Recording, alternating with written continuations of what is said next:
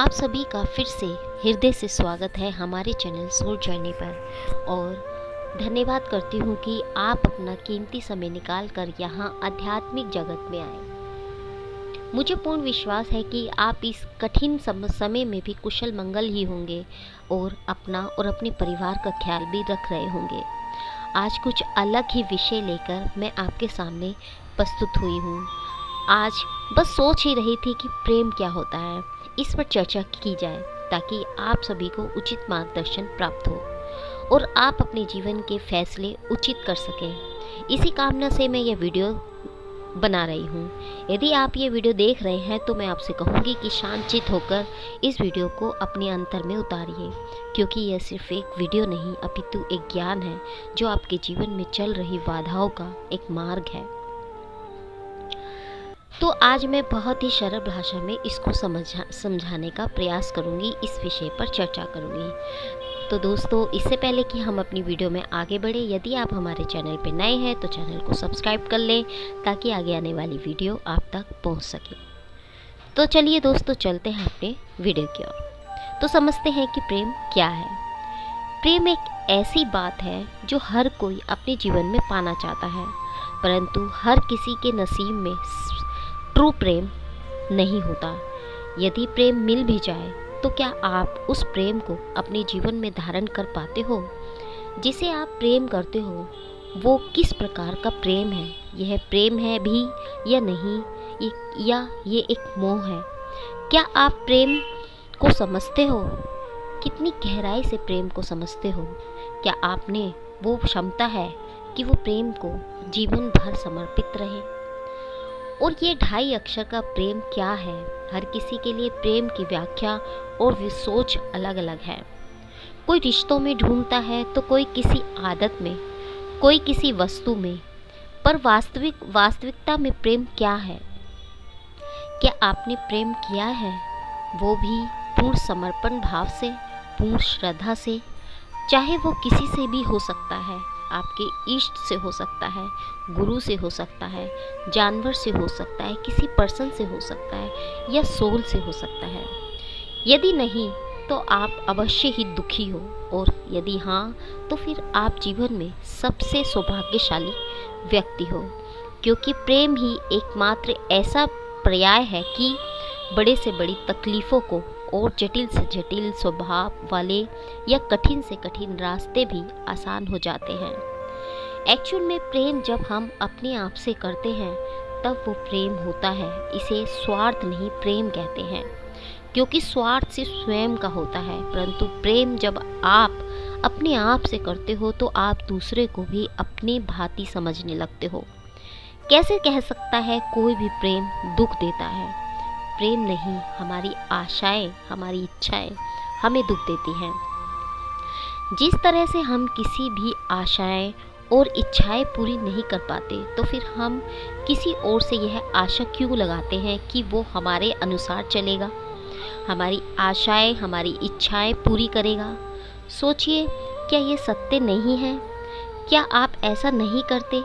इसलिए तो आप प्रेम बाहर खोज रहे हैं, किंतु वह तो आपके भीतर है। ब्रह्मांड में परमेश्वर के बाद यदि पवित्र और सत्य कुछ है तो वो है निश्चित और निश्चित प्रेम ही है।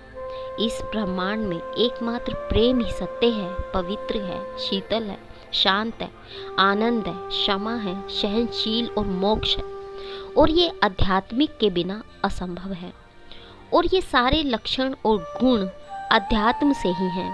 मैं बारंबार यही दोहराती रहती हूँ कि अध्यात्म के बिना प्रेम को पाना, समझना और जीवन में प्रेम को धारण करना असंभव है।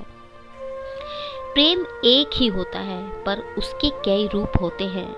जैसे कि पहले भी बताया गया था कि किसी व्यक्ति से, इष्ट से, वस्तु से, आदत से और भी किसी से प्रेम, किंतु यह मोह है, प्रेम नहीं। कैसे?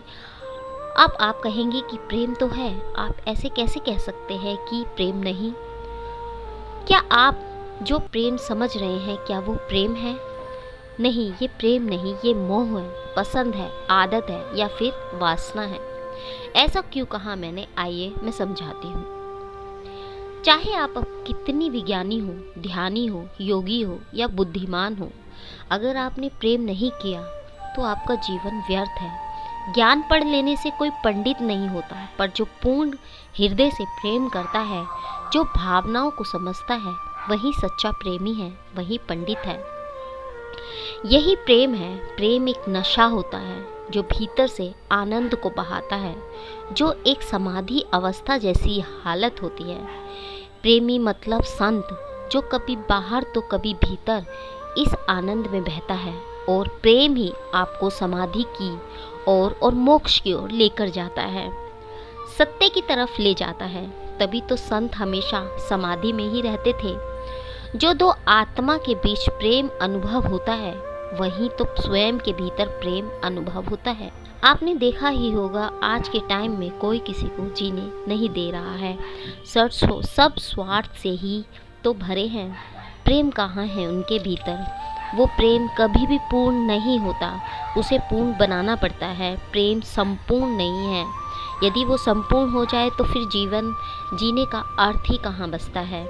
इसीलिए तो शिव शक्ति भी एक दूसरे से पूर्ण है, राधा कृष्ण एक दूजे से पूर्ण है। यदि भगवान ही पूर्ण नहीं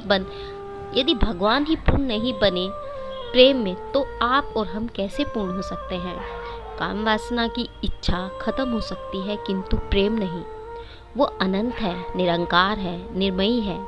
इसलिए प्रेम 2.5 अक्षर का आखिर का इसका मतलब प्रेम अपूर्ण, जिसे आपका पूरा खीर पूर्ण करता है। जिसने सत्य को समझ लिया वो फिर कहाँ बच पाता है, क्योंकि यही तो अंत है, और सृष्टि का अंत तो है ही नहीं, बस परिवर्तन ही चलता रहता है, और इसे ही अनंत कहते हैं। जो खत्म ना हो, जो पूर्ण भी ना हो, जो अपूर्ण भी ना हो, वही तो ब्रह्मा है, प्रेम है। प्रेम में आप पूर्ण हो ही नहीं सकते। इसे पूरा करने के लिए आपकी दूसरी आत्मा ही आपको पूर्ण करती है। और ट्विन सोल क्या है, ये पिछले वीडियो में हम आपको बता चुके हैं। चाहे आप कितने भी ध्यानी, ज्ञानी, बुद्ध, साधक, तपस्वी या सेवाभावी हो, अगर आप में प्रेम नहीं किया तो आपने प्रेम नहीं समझा। किंतु प्रेम कभी समझा नहीं जाता, वो बस हो जाता है, और उसका होना ही अस्तित्व का होना है। प्रेम यदि समझ जाए तो फिर वो प्रेम कैसा? प्रेम को समझना चाहते हो तो बस अपने आप को समझिए, भावनाओं को जानिए, खो जाइए, उसमें डूब जाइए। अगर प्रेम को समझने गए तो फिर वो प्रेम नहीं, ज्ञान, ध्यान, समाधि होती है। फिर आप प्रेमी कहाँ? परमेश्वर को पाना सरल नहीं, क्योंकि परमेश्वर ही प्रेम है, परंतु भगवान या अपने प्रेमी को पाना है तो प्रेम बन जाइए। बुद्ध ने ध्यान में अपना मार्ग पाया, सत्य पाया। मीरा ने प्रेम में अपने गिरधर नागर श्री कृष्ण को पाया, और दोनों की मोक्ष को प्राप्त हुए।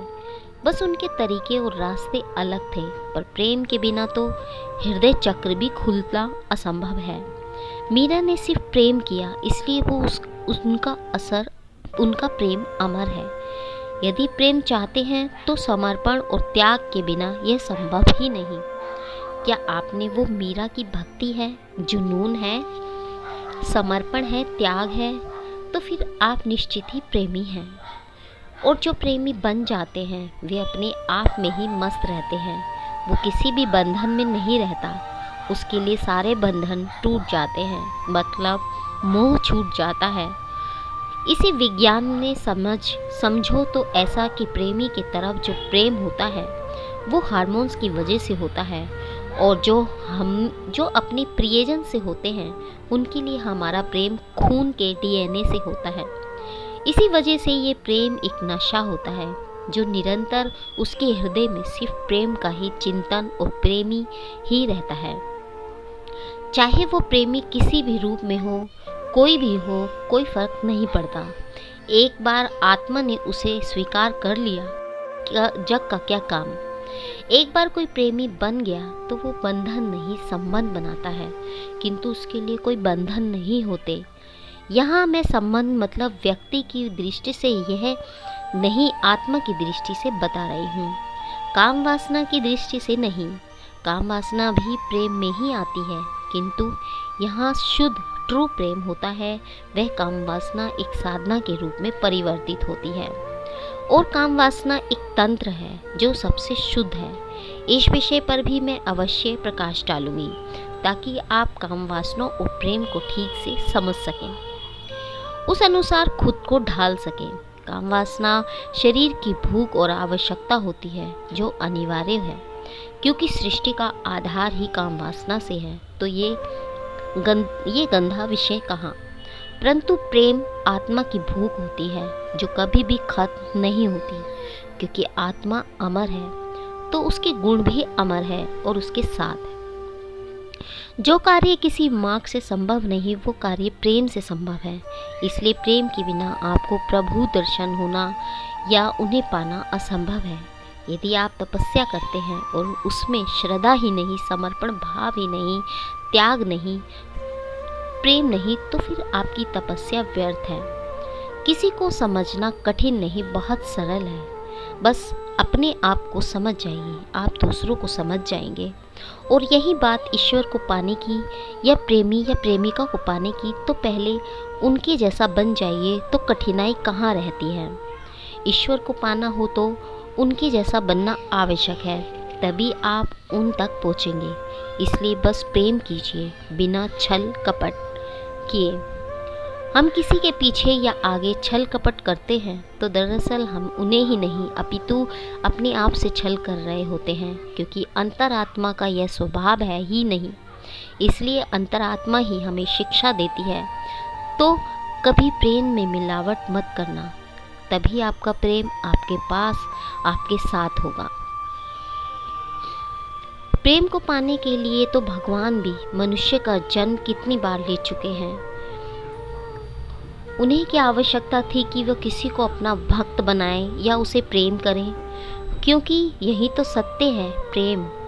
क्या वो यह सोचते हैं कि ये नीच जात का है, मैं नहीं जाऊंगा, मेरी तपस्या भंग होगी, मैं मैला हो जाऊंगा, तो फिर वो भगवान कैसा। यदि ऐसा होता है तो वाल्मीकि ऋषि न कहलाते, तुलसीदास संत न कहलाते। कहने का तात्पर्य यह है कि प्रेम सबके लिए एक समान है और प्रेम को सब एक समान है। जब भगवान किसी भक्त के घर जाने से या उसे अपनाने से नहीं चूके, तो हम और आप किस अहंकार में जी रहे हैं, शरीर के अहंकार में। क्या ये सब आपके साथ रहेगा? वह तो नश्वर है, पर आत्मा तो अमर है, जो सत्य है, प्रेम है। और प्रेम किस जाति से है, किस धर्म से है और किस संप्रदाय से है संबंधित नहीं होता। ये सिर्फ आत्मा से संबंधित होता है और आत्मा हर जन्म यही प्रेम गुण ले आएगी अपने साथ, पर शरीर तो अलग ही रहेगा ना। क्या स्त्री और क्या पुरुष, वो तो हर जन्म प्रेम करेगी। जातियों को छोड़िए, खुद को जागरूक कीजिए कि पहला धर्म हमारा मानव है, तो मानव ही मानव से पहचाने, प्रेम ही प्रेम को जाने। तब आप देखेंगे कि घृणा में कोई अर्थ नहीं, प्रेम ही सत्य है। इसलिए क्योंकि आप निरंतर किसी को प्रेम कर सकते हैं पर घृणा नहीं, और घृणा हमारे मस्तिष्क से उत्पन्न होती है और वो चंचल होती है, और प्रेम हृदय से होता है, आत्मा से होता है। इसलिए प्रेम अनंत है, कभी ना खत्म होने वाला, उसे अनंत कहते हैं। हम जिस जाति में आते हैं उस जाति धर्म का भी भला करें और अन्य जाति धर्म का भी भला करें। यह पहले मानव बने, और वो संभव है प्रेम से, अध्यात्म से। दोस्तों, वीडियो लंबी होती जा रही है, बाकी का वीडियो हम आपको नेक्स्ट पार्ट में लेके आते हैं। मिलते हैं आपको नेक्स्ट वीडियो में, तब तक के लिए नमस्कार दोस्तों।